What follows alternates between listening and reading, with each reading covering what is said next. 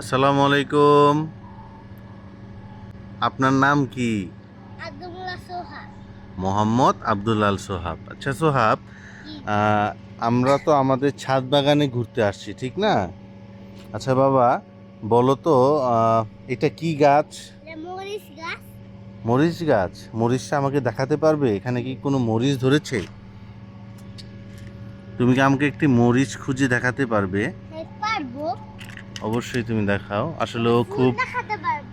এই গাছ নিয়ে খুব ও ব্যস্ত থাকে, প্রতিদিন ও পানি দিতে আসে, এই গাছগুলোকে সে খুব যত্ন করে। ওই যে ছেলেটা গাছ এই যে খুব একটা পছন্দ মরিচ, করে। এই হ্যাঁ, যে মরিচ গাছ। এই যে মাশাল্লাহ ও খুঁজে বের করেছে এখানে একটি মরিচ।